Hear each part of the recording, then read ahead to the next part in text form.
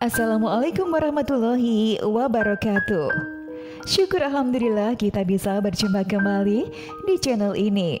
Sholawat dan salam selalu dan tetap tercurahkan kepada junjungan kita Nabi besar Muhammad Sallallahu Alaihi Wasallam. Allahumma sholli ala Sayyidina Muhammad wa ala ali Sayyidina Muhammad. Harapan dan doa saya, semoga saudaraku semuanya selalu diberikan kesehatan, dilapangkan rezekinya, dan diampuni dosa-dosanya.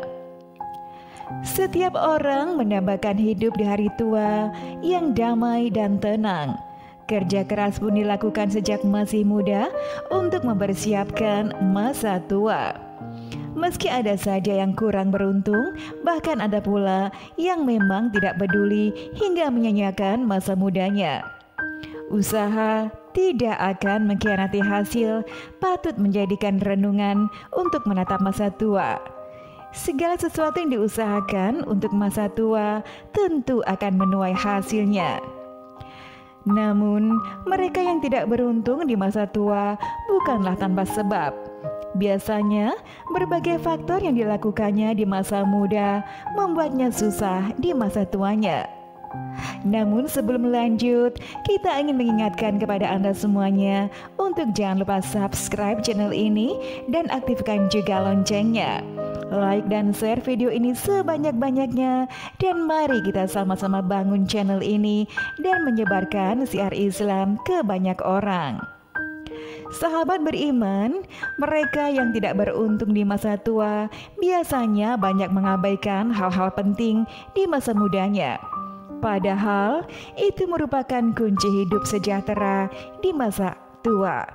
Untuk itu, ada beberapa ciri orang susah di masa tuanya yang patut menjadi perhatian. Berikut adalah rangkuman ciri-ciri orang yang susah di masa tuanya. Yang pertama adalah menggampangkan utang. Ciri-ciri pertama orang yang susah di masa tua adalah menggampangkan utang. Orang seperti ini menandakan dirinya tidak memiliki tanggung jawab. Bila ia seorang muslim, tentu paham betul pentingnya membayar hutang, sebab hutang sangat jelas disebutkan dalam Islam. Sekecil apapun hutang harus dibayar.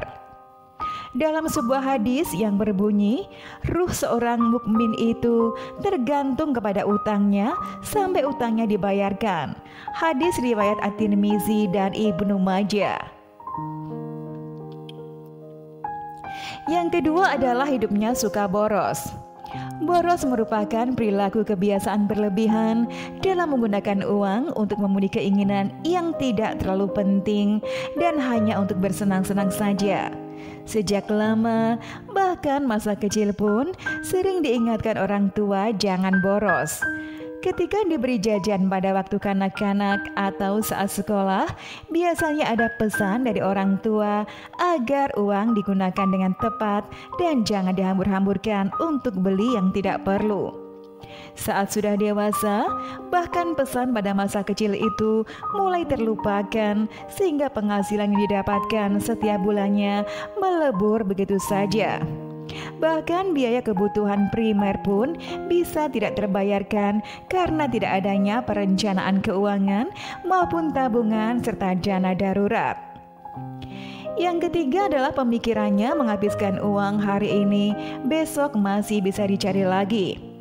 Pola pikir seperti ini dipastikan akan menjerumuskan orang dalam kesengsaraan. Ia hanya berpikir untuk hari ini saja, besok masih bisa dicari lagi. Lalu, apa ada bedanya pemikiran seperti itu dengan apa yang dilakukan seekor binatang mencari makan? Ia hanya berkutat mencari makan untuk hari saja.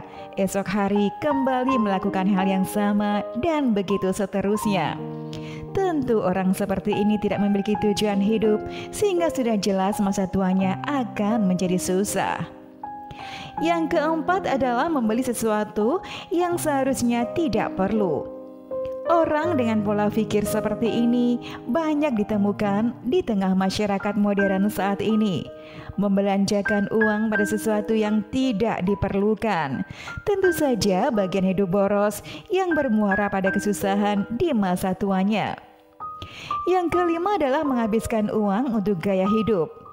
Orang dengan karakter seperti ini biasanya tidak peduli dengan masa depannya. Ia hanya berkutat pada kebutuhan saat itu saja.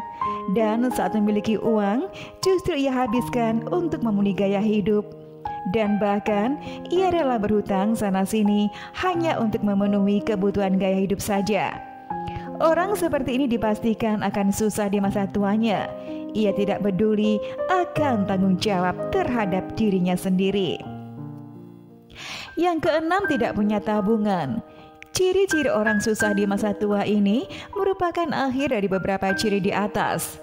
Saat memiliki uang, ia hanya berpikiran bagaimana cara menghabiskannya. Tidak peduli bagaimana hidupnya esok atau ke depan, sehingga ia merasa tidak perlu memiliki tabungan.